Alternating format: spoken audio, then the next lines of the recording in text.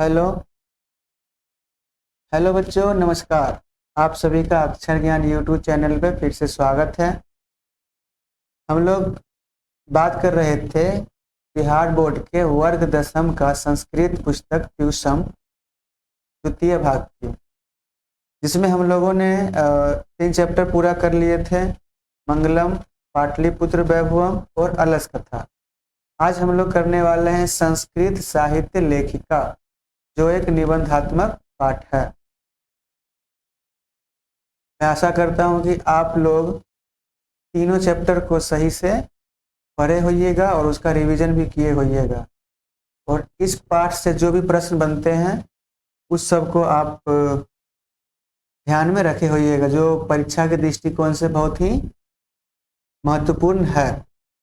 चलिए आज हम बात करते हैं चौथे लेसन की, जो हमारा होने वाला है संस्कृत का वर्ग दसम। संस्कृत के वर्ग दसम जो बिहार बोर्ड का है, पुस्तक का नाम है प्यूसम, जिसका हम करेंगे आज चौथा पाठ यानी चतुर्थ पाठ, जो आपका है संस्कृत साहित्य लेखिका। पाठ का नाम है संस्कृत साहित्य लेखिका, यानी संस्कृत साहित्य की लेखिकाएं का हम लोग वर्णन करेंगे, जो हिंदी में सरल अनुवाद किया जा रहा है मेरे द्वारा, जिसका हम बात करते हैं पाठ परिचय का। तो पाठ परिचय में कह रहा है कि संस्कृत की सेवा जिस प्रकार पुरुषों ने की है, उसी प्रकार महिलाओं ने भी वैदिक युग से आज तक इसमें भाग लिया है। प्रायः इस पाठ की उपेक्षा हुई है। प्रस्तुत पाठ में संक्षिप्त रूप में संस्कृत की प्रमुख लेखिकाओं का उल्लेख किया गया है। उनके योगदान संस्कृत साहित्य में अमर है।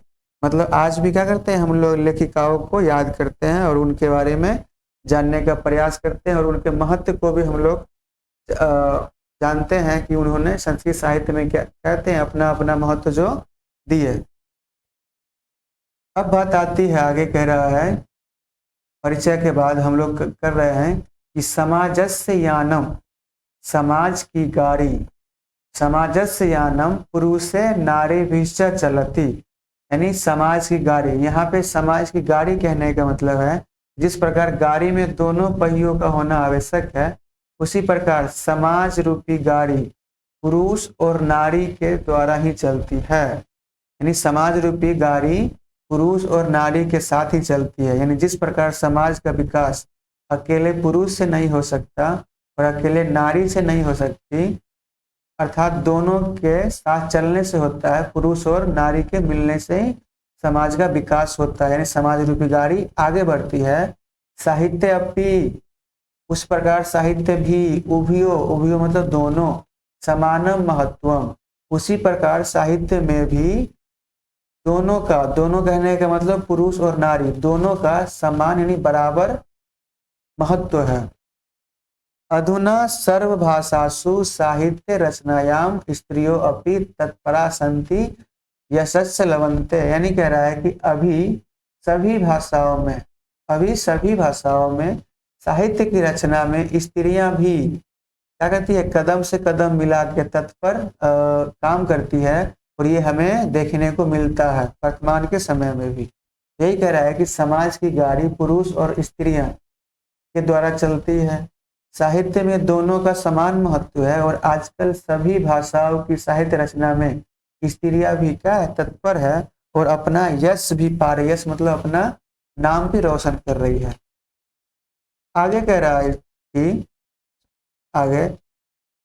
कि संस्कृत साहित्य प्राचीन कालादेव साहित्य समृद्धो योगदानम न्यूनाधिकम प्राप्यते, यानी संस्कृत साहित्य में प्राचीन काल से ही साहित्य को समृद्ध करने के लिए, क्या करने के लिए, साहित्य को और बेहतर करने के लिए कहते हैं कमोबेश, यानी कमोबेश दोनों का योगदान देखने को मिलता है।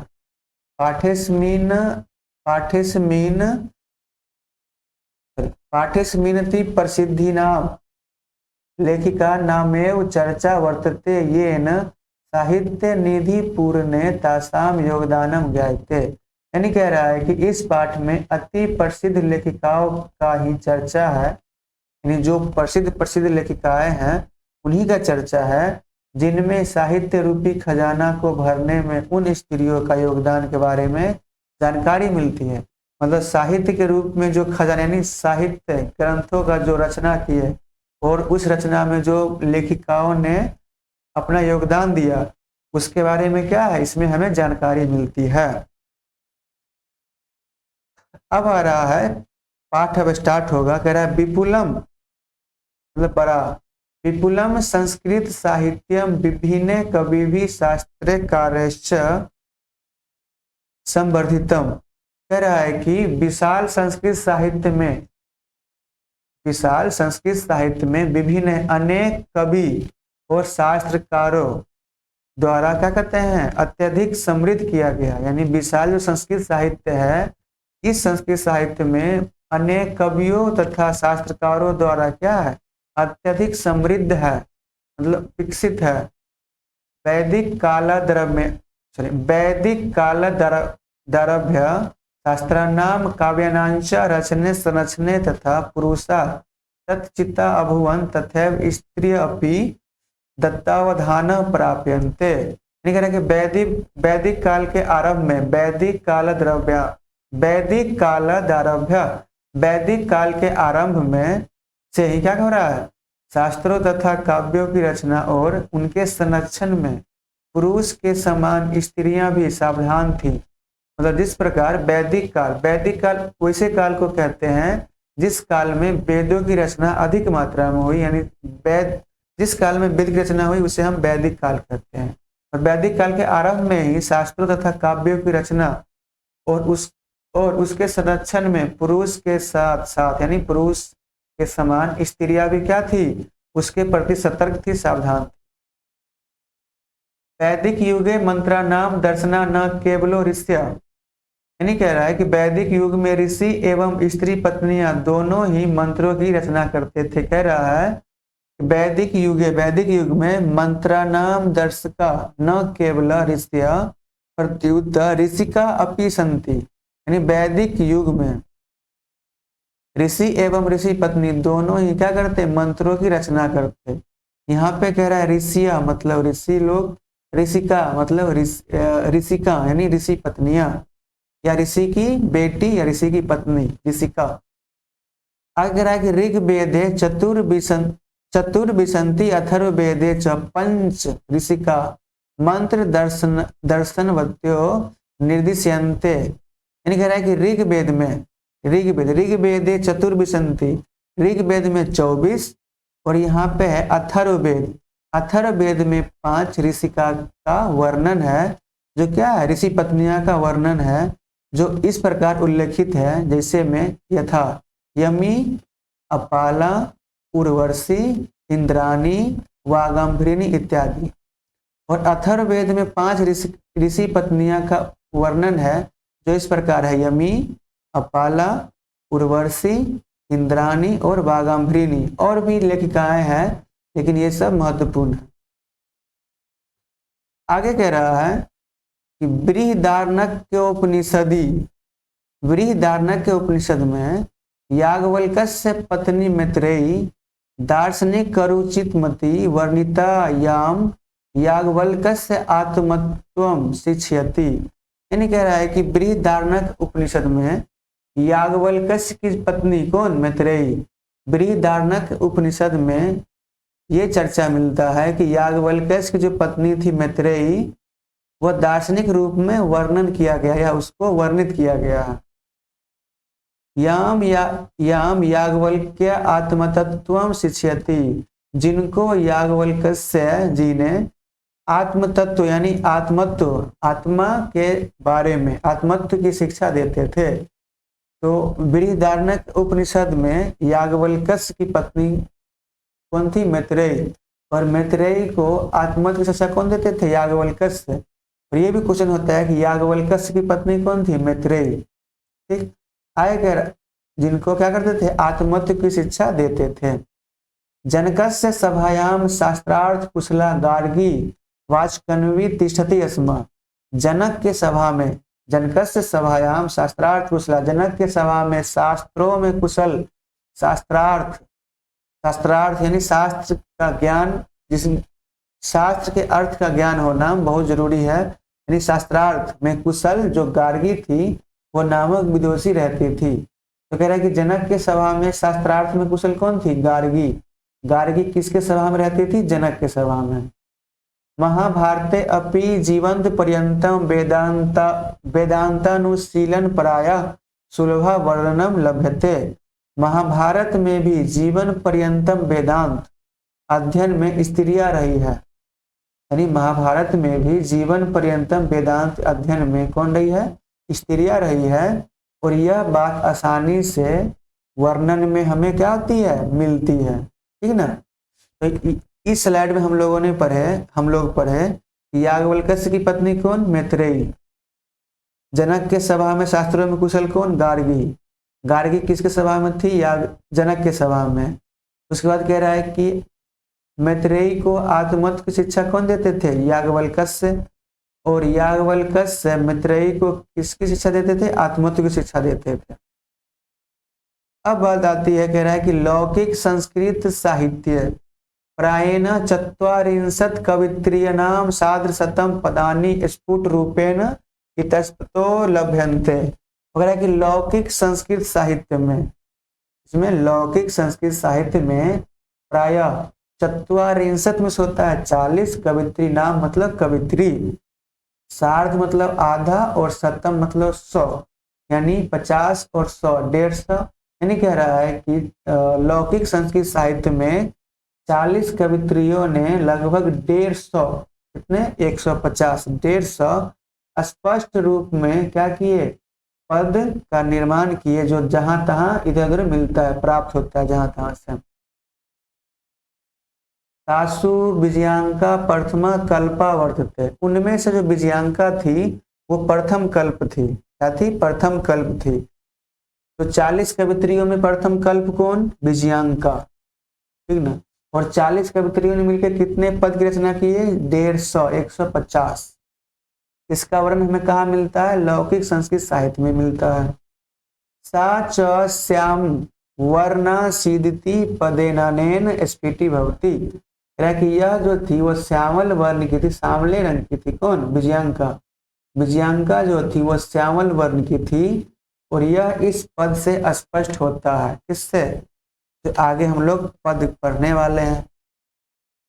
पद है कि नीलोत्पल दल श्यामा विजयांका मजांता वृथैव दंडिना प्रोक्ता सर्व शुक्ला सरस्वती। इसको फिर से पढ़ेंगे। कह रहा है कि नीलोत्पल दल श्यामा विजयांकाम जानता वृथैव दंडिना प्रोक्ता सर्व शुक्ल सरस्वती। कह रहा है कि नीले कमल के समान श्यामल वर्ण की विजयांका को न जानते हुए सरस्वती को सर्व शुक्ला किसके द्वारा कहा गया? दांडी द्वारा व्यर्थ ही कहा गया। किसके द्वारा? दांडी के द्वारा विजयांका को सर्व शुक्ला सरस्वती कहा गया। क्या कहा गया? सर्व शुक्ल सरस्वती। किसके द्वारा? विजयांका के द्वारा। किसको? सॉरी, दांडी के द्वारा। किसको? विजयांका को। विजयांका का वर्ण कैसा था? श्यामल वर्ण की थी, सांवले रंग की थी विजयांका। आगे कह रहा है कि तस्य काल, उसके काल में, तस्य काल अष्टम शतक मित्यनुमीयते। अब कह रहा है कि उनका जो समय था वो 8वीं शताब्दी अनुमान किया जाता है, अनुमीयत है। यानी उनका, किनका? विजयांका का जो काल था वो 8वीं शताब्दी अनुमान किया जाता है। चालुक्य वंशीय से चंद्रादित्य रागी विजय भट्टारिके विजयांका इति मन्यते। अनेक विद्वानों का मानना है, इति मन्यते यानी अनेक विद्वानों का मानना है कि चालुक्य वंश के राजा जो चंद्रादित्य है की रानी विजय भट्टारिका ही विजयांका है। विजयांका कौन है? विजय भट्टारिका। तो विजय भट्टारिका कौन? चंद्रादित्य की रानी। और चंद्रादित्य किस वंश के थे? चालुक्य वंश के थे। और ये चंद्रादित्य का शासनकाल 8वीं शताब्दी। ये क्वेश्चन अत्यंत महत्वपूर्ण हो जाता है कि चंद्रादित्य का शासनकाल बतावे 8वीं शताब्दी किस वंश के थे? चालुक्य वंश के थे। चंद्रादित्य की पत्नी विजय भट्टारिका थी। विजय भट्टारिका को ही विजयांका के नाम से जानते थे। यहाँ तक क्लियर हो गया। अनेक विद्वानों का मानना है कि चालुक्य वंश के राजा चंद्रादित्य की रानी विजय भट्टारिका ही कौन है, क्या है, विजयांका है। और विजयांका का वर्ण कैसा था? श्यामल वर्ण था। किंचा शीला भट्टारिका देव कुमारिका राम भद्राम्बा प्रभृतियों दक्षिण भारतीय संस्कृत लेखिका स्वस्फुट पदय प्रसिद्धा।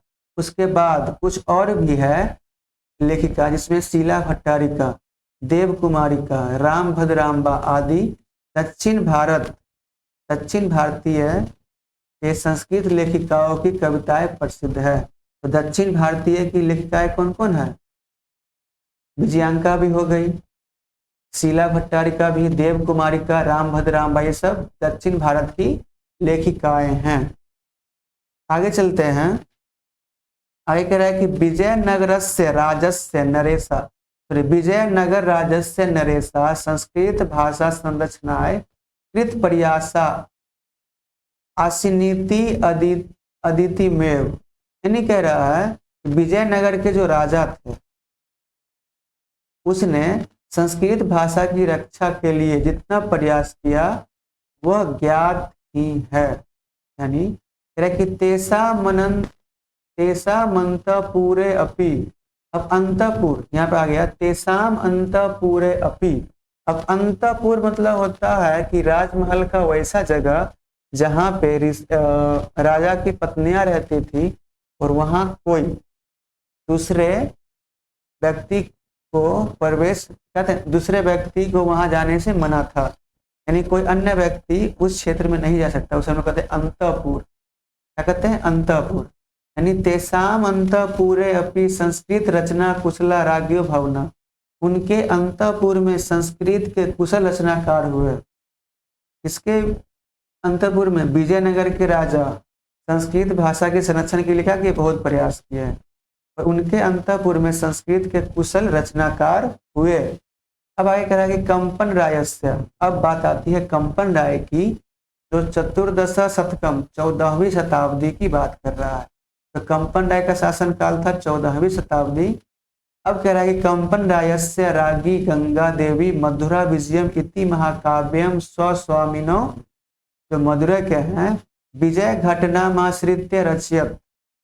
यानी कह रहा है कि 14वीं शताब्दी में कंपन राय की रानी गंगा देवी, इसकी रानी कंपन राय की रानी कौन? गंगा देवी, मधुरा विजयम नामक महाकाव्य, कौन काव्य?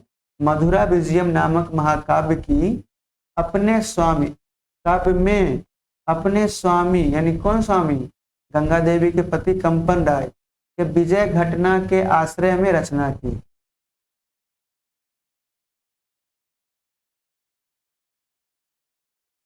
कह रहा है कंपन राय की जो पत्नी यानी रानी थी गंगा देवी, वह मधुरा विजयम नामक महाकाव्य की रचना की और इस महाकाव्य में उनके स्वामी के विजय घटना के बारे में वर्णन है।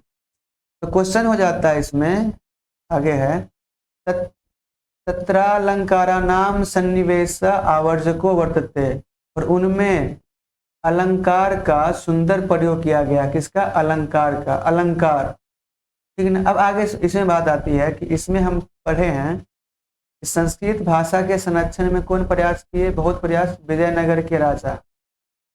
अब कह रहा है कि कंपन राय का शासनकाल 14वीं शताब्दी।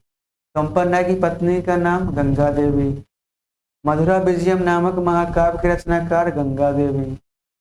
और मधुरा विजयम में किसके विजय घटना का वर्णन है? कंपन राय के विजय घटना का वर्णन है। ठीक, अब अगले बात करते हैं अगली स्लाइड में। कि तस्मिनेव राज्ये षोडश शतके शासनम पूर्वतः अच्युत रायस्य रागी तिरुलांबा वरदांबिका परिणया नामकम प्रौढ़ चंपू काव्यम रचयत। अब कह रहा है कि उसी के राज्य में, उनके ही राज्य में 16वीं शताब्दी में, कौन शताब्दी? 16वीं शताब्दी में जो शासन हुआ उसके बाद अच्युत राय की रानी तिरुलांबा। 14वीं शताब्दी में कौन थे? कंपन राय, जिसकी पत्नी का नाम गंगा देवी। लेकिन अब बात आती है उसी के राज्य में 16वीं शताब्दी में जो शासन किए अच्युत राय, उनकी पत्नी जो थी तिरुलांबा, वो वरदाम्बिका परिणय, इसका वरदाम्बिका परिणय नामक विशाल चंपू काव्य की रचना की। यहाँ तक हम लोगों ने समझा कि अच्युत राय जो थे, उनकी पत्नी का नाम तिरुलांबा, उनका शासनकाल 16वीं शताब्दी, और तिरुलांबा ने किसकी रचना की है? वरदाम्बिका परिणय का। और वरदाम्बिका परिणय क्या है? एक बहुत बड़ा चंपू काव्य है। क्या है? चंपू काव्य है, जिसकी रचना की है तिरुलांबा ने। तत्र संस्कृत गद्यस्य छटा समस्त पदावल्या ललित पद विन्यासेन चातीव शोभते। उनमें संस्कृत गद्य की छटा तथा सुंदर पद विन्यास अति रमणीय है, बहुत शोभित है।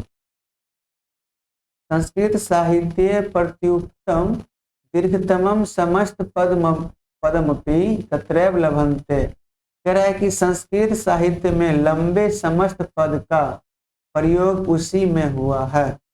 संस्कृत साहित्य में लंबे समस्त पद का प्रयोग किसमें हुआ है?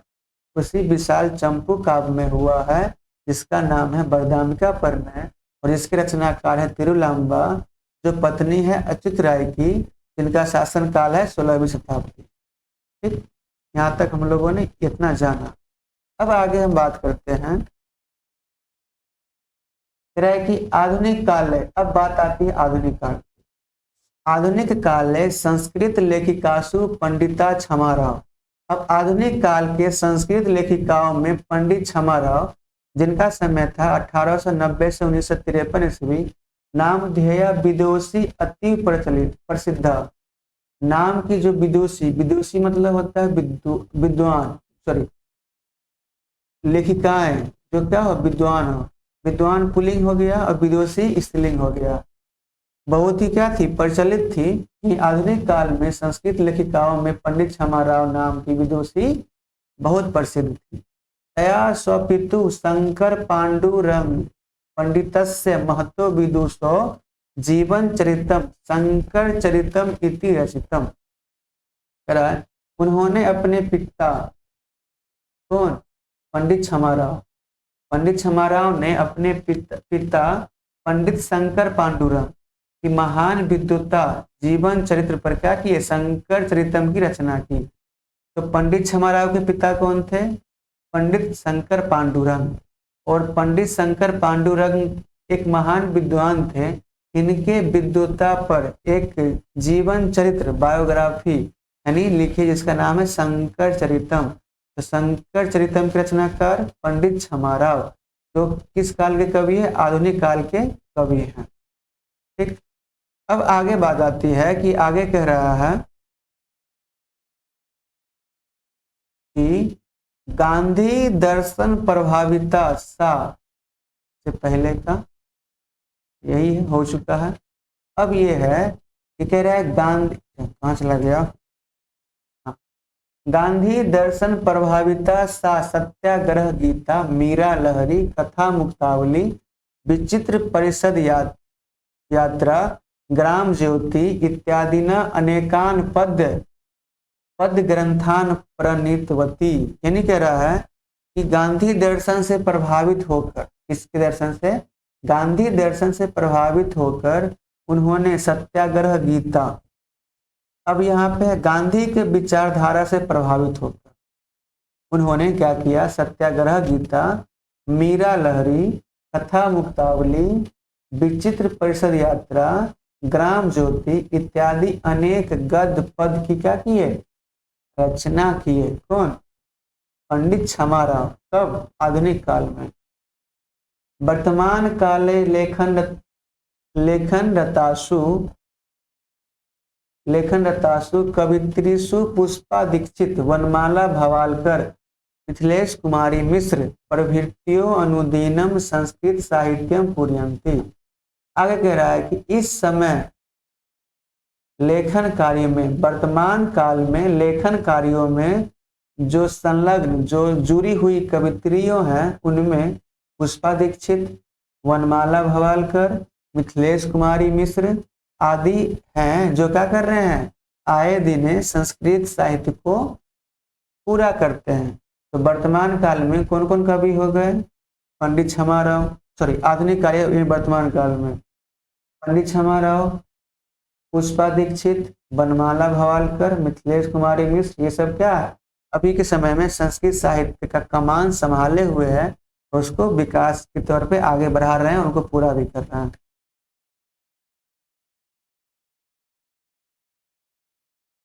अब ये आपका चैप्टर यहीं पे होता है द एंड।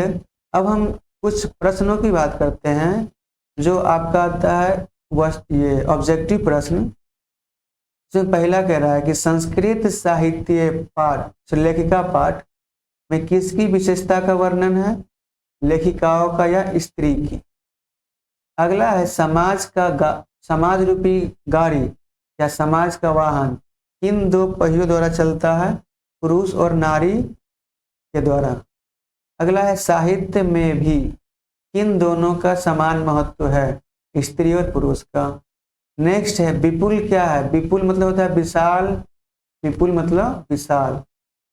आगे कह रहा वैदिक युग में मंत्रों की दर्शका, वैदिक युग में मंत्रों की दर्शका ऋषि के साथ साथ और कौन है, ऋषिका भी है। वैदिक युग में मंत्रों की दर्शका ऋषि के साथ साथ ऋषियां भी है जो उनको क्या करती है, उनके विकास में योगदान देती है। ऋग्वेद में कितनी ऋषिकाएं का वर्णन है, चतुर्विंशति मतलब 24। ऋग्वेद में 24 ऋषिकाओं का वर्णन है। अथर्ववेद में कितनी ऋषिकाओं का वर्णन है, 5। ऋग्वेद में 24, अथर्ववेद में 5। याज्ञवल्क्य की पत्नी कौन थी, मैत्रेयी। याज्ञवल्क्य की पत्नी कौन थी, मैत्रेयी। याज्ञवल्क्य किसे आत्मतत्व की शिक्षा देते थे, मैत्रेयी को। याज्ञवल्क्य किसको आत्मतत्व की शिक्षा देते थे, मैत्रेयी को। अगला है जनक के सभा में कौन शास्त्रार्थ में कुशल यानी विदुषी थी, गार्गी। पुरुष जो होता है अधिक जानकारी उसे विद्वान कहते हैं, लेकिन जो स्त्री होती है उसे विदुषी कहते हैं। तो विद्वान का स्त्रीलिंग विदुषी होता है। कौन थी जनक के सभा में, गार्गी। महाभारत में भी किसके जीवन का महत्व का वर्णन मिलता है, गार्गी के। महाभारत में भी किसके जीवन का वर्णन मिलता है, गार्गी। लौकिक संस्कृत साहित्य में कितनी ऋषि कवित्री का वर्णन है, 44 मतलब 40। 40 कवित्रियों में कौन प्रथम कल्प पे है, विजयांका। विजयांका का रंग क्या था, श्यामला मतलब सांवला। विजयांका को सर्वसुख सरस्वती किसने कहा, दंडी ने कहा। किसने कहा, दंडी ने। अगला आता है क्वेश्चन, विजयांका का समय क्या है, 8वीं शताब्दी। विजयांका का समय काल 8वीं शताब्दी। चालुक्य वंश के राजा चंद्रादित्य की पत्नी कौन थी, विजय भट्टारिका, जो क्या है, विजयांका है। दक्षिण भारत की संस्कृत लेखिका कौन कौन, शीला भट्टारिका, देव कुमारिका, रामभद्रम, ये सब दक्षिण भारत की लेखिका है। कंपन राय की रानी कौन थी, गंगा देवी। दक्षिण भारत कहने का मतलब कि भारत का दक्षिण भाग, दक्षिणी भाग। कंपन राय की रानी कौन थी, गंगा देवी। गंगा देवी का समय क्या था, 14वीं शताब्दी। गंगा देवी किस महाकाव्य की रचना की है, मधुरा विजयम की रचना की है। अच्युत राय की रानी कौन थी, तिरुलांबा। तिरुलांबा किस चंपू काव्य की रचना की थी, बरदाम्बिका परिणय। तिरुलांबा का समय क्या था, 16वीं शताब्दी। आधुनिक काल की संस्कृत लेखिका कौन है, पंडित क्षमाराव। पंडित क्षमाराव किस जीवन चरित्र की रचना की, शंकर चरितम। पंडित क्षमाराव का समय था 1890 से 1953। पंडित क्षमाराव की रचना है सत्याग्रह गीता, मीरा लहरी, कथा मुक्तावली, विचित्र परिषद यात्रा, ग्राम ज्योति इत्यादि। वर्तमान काल की कवित्री में पुष्पा दीक्षित, वनमाला भवालकर, मिथिलेश कुमारी मिश्र इत्यादि है। वैदिक युग की दर्शका कौन कौन थी, यमी, अपाला, उर्वशी, इंद्राणी, बाघम्भरिणी इत्यादि थी। अब आता है लघु उत्तरीय प्रश्न जो आपको 20 से 30 शब्दों में देना है, जो 2 अंक के होते हैं। उपनिषद में नारियों के योगदान का उल्लेख करें। कह रहा है कि बृहदारण्यक के उपनिषद में याज्ञवल्क्य की पत्नी मैत्रेयी की दार्शनिक रुचि का वर्णन है। जनक की सभा में गार्गी प्रसिद्ध थी। और भी हो सकता है। संस्कृत साहित्य लेखिका पाठ में हमें क्या संदेश मिलता है? इस पाठ के द्वारा संस्कृत साहित्य के विकास में महिलाओं के योगदान के बारे में ज्ञात होता है कि वैदिक युग से आधुनिक युग तक ऋषिकाएं, कवित्री, लेखिकाएं संस्कृत साहित्य के संवर्धन में अतुलनीय सहभागिता प्रदान करती रही है। संस्कृत लेखिकाओं की सुदृढ़ परंपरा है। संस्कृत भाषा के समृद्धि में पुरुषों के समान महिलाएं भी क्या होती है? कदम से कदम मिला के चल रही है और संस्कृत साहित्य का विकास कर रही है। 3 नंबर क्वेश्चन कह रहा है कि विजयनगर राज्य में संस्कृत भाषा की क्या स्थिति थी? 3 वाक्यों में उत्तर दें। विजयनगर के सम्राट संस्कृत भाषा के संरक्षण के लिए किए गए प्रयास बहुत ही सराहनीय हैं। उनके अंतःपुर में भी संस्कृत रचना में कुशल रानियां थी। महारानी विजय भट्टारिका ने बहुत सारे संस्कृत साहित्य की रचना की है। नेक्स्ट क्वेश्चन आता है, संस्कृत साहित्य लेखिका पाठ में लेखक ने क्या विचार व्यक्त किए हैं? संस्कृत साहित्य लेखिका पाठ में लेखक का विचार है कि प्राचीन काल से लेकर आज तक महिलाओं ने संस्कृत साहित्य में महत्वपूर्ण योगदान दिया है। दक्षिण भारत की महान साहित्यकार महिलाओं ने भी संस्कृत साहित्य को समृद्ध बनाया है। यही पाठ के आधार पर लेखक ने विचार दिया है। 5 में कह रहा है कि संस्कृत में पंडित छमाराव के योगदान का वर्णन करें। संस्कृत साहित्य में आधुनिक समय की लेखिकाओं में कौन? पंडित छमाराव बहुत ही प्रसिद्ध है। शंकर चरितम उनकी अनुपम रचना है। अनुपम मतलब सुंदर। गांधी दर्शन से प्रभावित होकर उन्होंने सत्याग्रह गीता, मीरा लहरी, कथा मुक्तावली, ग्राम ज्योति, विचित्र परिषद यात्रा आदि की रचनाएं उन्होंने की है। नेक्स्ट क्वेश्चन आता है 6 नंबर कि संस्कृत साहित्य में दक्षिण भारतीय महिलाओं के योगदानों का वर्णन करें। तो यानी चालुक्य वंश की महारानी विजय भट्टारिका ने लौकिक संस्कृत साहित्य में महत्वपूर्ण योगदान दिया है। लगभग 40 दक्षिण भारतीय महिलाओं ने 150 संस्कृत काव्यों की रचना की और इन महिलाओं में गंगा देवी, तिरुलांबा, शीला भट्टारिका, देवकुमारिका, रामभद्रांबा आदि प्रमुख हैं। 7 नंबर कह रहा है कि संस्कृत साहित्य में आधुनिक समय के लेखिकाओं के योगदानों की चर्चा करें। तो संस्कृत साहित्य में आधुनिक समय के लेखिकाओं में पंडित छमाराव जो पढ़े हैं अति प्रसिद्ध है। उन्होंने शंकर चरितम, सत्याग्रह गीता, मीरा लहरी, कथा मुक्तावली, विचित्र परिषद यात्रा, ग्राम ज्योति इत्यादि अनेक गद्य पद ग्रंथों की रचना की है। वर्तमान काल में लेखनरत कवित्री में पुष्पा दीक्षित, वनमाला भवालकर, मिथिलेश कुमारी मिश्र इत्यादि कवित्री प्रतिदिन संस्कृत साहित्य को क्या कर रहे हैं? समृद्ध कर रही है। 8 नंबर क्वेश्चन आता है, संस्कृत साहित्य के संवर्धन में महिलाओं के योगदान का वर्णन करें।